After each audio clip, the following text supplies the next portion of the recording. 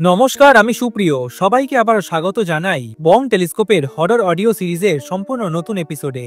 আজকের যে গল্পটা আপনারা শুনবেন সেই কাহিনীটি গঙ্গার একটি শাখার ধারে পুরনো এক শ্মশানকে নিয়ে, যেখানে প্রতি পূর্ণিমা রাতে কেউ এক অদ্ভুত মন্ত্রপাঠ করে আর মৃতেরা ফিরে আসে ছায়ের ভেতর থেকে। তবে ঘটনাটি শুরু করার আগে আমি আপনাদের জানিয়ে দিই, আপনাদের যদি জীবনে কখনো কোনো ভৌতিক ঘটনা ঘটে থাকে অথবা আপনাদের বন্ধু বান্ধব আত্মীয়দের কাছ থেকে কখনো কোনো ভয়ঙ্কর অভিজ্ঞতা শুনে থাকেন, তাহলে সেটি আমার সাথে শেয়ার করুন। এই ভিডিও ডেসক্রিপশন বক্সে আমি আমার ফেসবুক আইডি, ইনস্টাগ্রাম আইডি এবং ইমেল অ্যাড্রেস প্রোভাইড করে দিয়েছি। ওখানে গিয়ে আপনি আপনাদের ঘটনা আমার সাথে শেয়ার করতে পারেন অথবা লিখে পাঠাতে পারেন। হয়তো পরের এপিসোডে আপনার ঘটনাই আমি তুলে ধরবো। ফিরে আসা যাক আজকের ঘটনাটিতে। আলোটা নিভিয়ে দিন, হেডফোনটা কানে দিন, কারণ এবার শুরু হচ্ছে আজকের এপিসোড মনোহর শাহ শ্মশানের ডাক। 2022 সালের 12ই নভেম্বর, পূর্ণিমার রাত তখন 10:40। গঙ্গার ধারে মনোহর শাহ শ্মশান, উত্তর কলকাতার শেষ প্রান্তে। বাদিকে পুরনো একটা পিউপুল গাছ, পাশে একটা মরা ঘাট, জলে কালো চাঁদের প্রতিচ্ছবি। চারজন বন্ধু, অর্ক, ঋত্বিক, সুবোধ আর রোহন, তারা কলেজের পর নিয়মিত গল্প করতে আসে গঙ্গার ধারে। আজ পূর্ণিমা, হাওয়াটা একটু ভারী, গঙ্গার জলে এক ধরনের নীলচে ঝিলিক। ঋত্বিক হঠাৎই বলে ওঠে, শুনেছিস মনোহর শাহ শ্মশানে নাকি প্রতি পূর্ণিমা রাতে কেউ মন্ত্র পড়ে, মৃতেরা নাকি উঠে বসে। অর্ক হাসে, আহ তুইও এসব শুনে ভয় পাস নাকি? একটাও ভিডিও নেই, কোনো প্রুফ নেই, সব ফালতু কথা। এত বছর ধরে এখানে আড্ডা মারি, কই কোনোদিনও তো কিছু দেখলাম না। সুবোধ ঠোঁটে একটা বিড়ি ধরিয়ে বলে, তাহলে আজ রাতেই চল না, দেখে আসি। রোহন চুপ করেছিল এতক্ষণ, এবার বলে, ওখানকার পুরোহিতকে কেউ দেখে না এখন, সবাই বলে সে নাকি এখনো আসে, লাশের সঙ্গে কথা বলে। অর্ক একটু হেসে বলে, আহ তাহলে বাজি ধরা যাক, আজ রাতে আমি একাই যাব, কেউ চাইলে যেতে পারে। চুপচাপ নেমে আসে একটা ঠান্ডা হাওয়া। রাত তখন 11:50। অর্ক হাতে টর্চ নিয়ে হাঁটছে পুরনো রাস্তা ধরে, চারপাশে পিপুল পাতার খসখস শব্দ, দূরে কুকুর ডাকছে। হঠাৎ কোথা থেকে একটা মন্ত্রোচ্চারণের শব্দ আসছে, ওম রুদ্রায় নমঃ, ওম প্রেতাশায় স্বাহা, ওম রুদ্রায় নমঃ, ওম প্রেতাশায় স্বাহা। অর্ক থেমে যায়। দূরে একটা আগুনের আলোর মতো কিছু দেখা যাচ্ছে, শ্মশানের চিতাগ্নি হয়তো। ও এগিয়ে যায়, চিতাটা তখনও জ্বলছে। পাশে একটা পুরনো কালী মন্দিরের মতো ছোট্ট ঘর, আর তার সামনে দাঁড়িয়ে আছে একজন লোক। চামড়াটা কালছে, চোখে একটা লাল আলো, আর গলায় একটা অদ্ভুত তাবিজ ঝুলছে। লোকটা নিচু গলায় বলছে, ওম অগ্নিরূপে আত্মা জাগে শ্মশানবাসী যাব, ওম রুদ্রায় নমঃ, ওম কালী কালী মহাকালী কালীকে পাপহারিণী, ওম রুদ্রায় নমঃ। অর্কের টর্চটা নিভে যায়। চাঁদের আলোয় দেখা যায় আগুনের ভেতরে একটা নড়াচড়া। হঠাৎই জ্বলন্ত কাঠের ফাঁক দিয়ে কেউ যেন উঠে বসেছে। অর্কের মুখটা শুকিয়ে যায়। ও পেছোতে চায় কিন্তু পারে না। লোকটা তখন অর্কের দিকে তাকিয়ে বলে, কিরে, তুই এসেছিস? ওরা তো তোকেই ডাকছিল। আপনি কে? লোকটা হেসে বলে, আমি সেই যাকে তোর বন্ধুরা পুরোহিত বলে। হঠাৎই বাতাসে ছাই উঠতে থাকে। অর্কের চোখে ধুলো ঢোকে। ওর কানে বাজে একটা অদ্ভুত গলা, একবার এসেছিস, আর ফেরার কোনো পথ নেই। ঘড়িতে তখন রাত 12:15। বন্ধুরা গঙ্গার ঘাটে বসে অর্কের ফোনে ফোন দিচ্ছে, কিন্তু কোনো সাড়া নেই। রোহন কেঁপে ওঠে, ও তো ঠিক সময় গিয়েছিল। হঠাৎই গঙ্গার ওপার থেকে মন্ত্রের মতো আওয়াজ ভেসে আসে, ওম পেতায় নমঃ, ওম পেতায় নমঃ। সুবোধ ফিসফিস করে বলে, দেখেছিস ওর টর্চের আলোটা এখনো জ্বলছে, কিন্তু কেউ জানে না ওটা টর্চের আলো নয়। রোহন আর সুবোধ এবং ঋত্বিক তিনজনে এখন গঙ্গার ঘাটে দাঁড়িয়ে। রাতে ঠান্ডার কুয়াশায় চারপাশে ঢাকা। ঋত্বিকের হাতে ফোন। ঋত্বিক বলছে, লোকেশন তো এখানেই দেখাচ্ছে, অর্ক এখানেই আছে।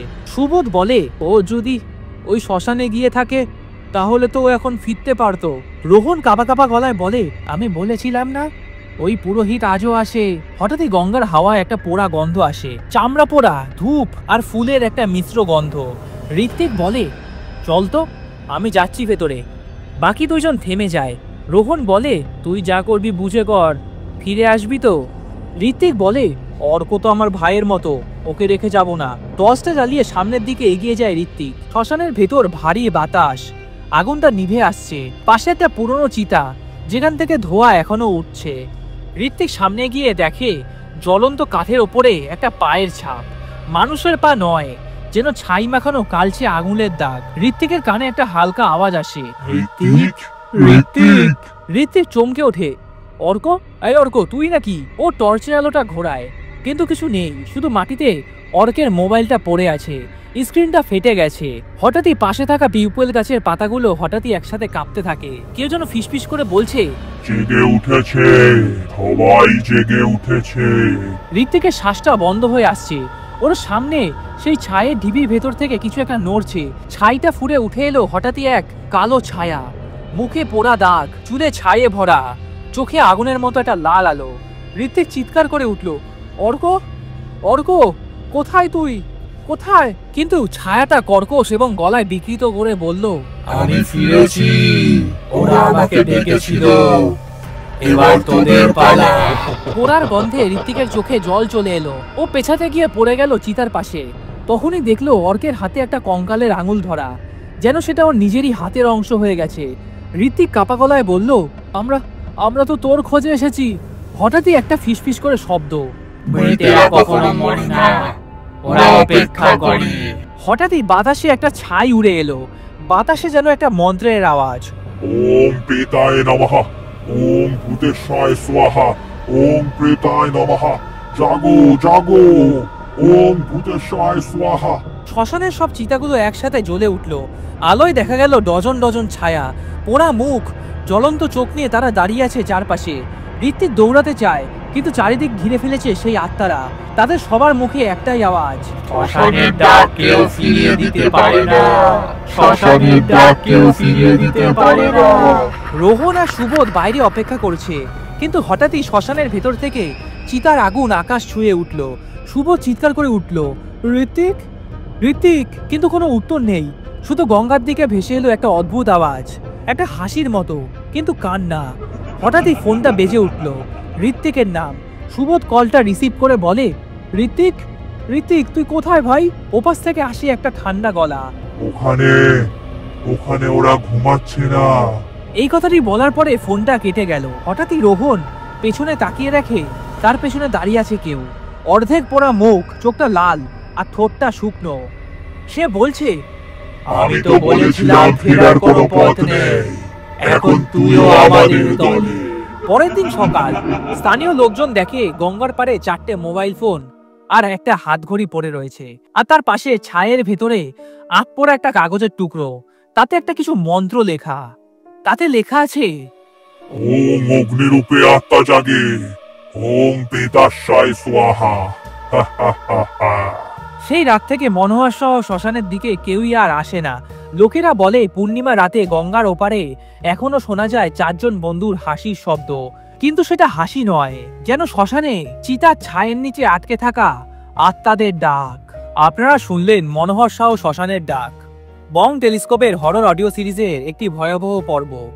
যদি আজকের ঘটনাটি আপনাদের ভালো লেগে থাকে তাহলে অবশ্যই একটা লাইক দিন, আর কমেন্ট করে জানান আপনাদের জীবনেও কি কখনো এরকম কোনো রহস্যময় বা অজানা অভিজ্ঞতা হয়েছে। হয়তো সেই গল্পটাই হবে বং টেলিস্কোপের পরের পর্বে। আর হ্যাঁ, যারা এখনো সাবস্ক্রাইব করেননি তারা চ্যানেলটাকে সাবস্ক্রাইব করে রাখুন, কারণ সামনে আসছে আরো অনেক ভয়ঙ্কর, আরো বাস্তব অনুপ্রেরিত গল্প, যেখানে প্রতিটি রাতে অন্ধকারের জন্য একটা মুখ প্রকাশ পায়। ততক্ষণ পর্যন্ত আলোটা নিভিয়ে রাখুন আর ভয়কে সাথে নিয়ে বাঁচতে থাকুন। আর হ্যাঁ, যাওয়ার আগে একটা কথাই বলবো, আপনাদের জীবনেও যদি কখনো কোনো ভৌতিক অভিজ্ঞতা ঘটে থাকে, অথবা আপনাদের আত্মীয় স্বজন বন্ধুদের কাছ থেকে কখনো কোনো ভৌতিক অভিজ্ঞতা শুনে থাকেন বা ভৌতিক গল্প ঘটনা শুনে থাকেন, সেটি আমার সাথে শেয়ার করুন। এই ভিডিও ডেসক্রিপশন বক্সে আমি আমার ইমেল অ্যাড্রেস, ফেসবুক আইডি এবং ইনস্টাগ্রাম আইডি প্রোভাইড করে দিয়েছি। ওখানে গিয়ে আপনি আপনাদের ঘটনা আমার সাথে শেয়ার করুন। দেখা হবে পরের এপিসোডে। ভালো থাকবেন এবং সুস্থ থাকবেন।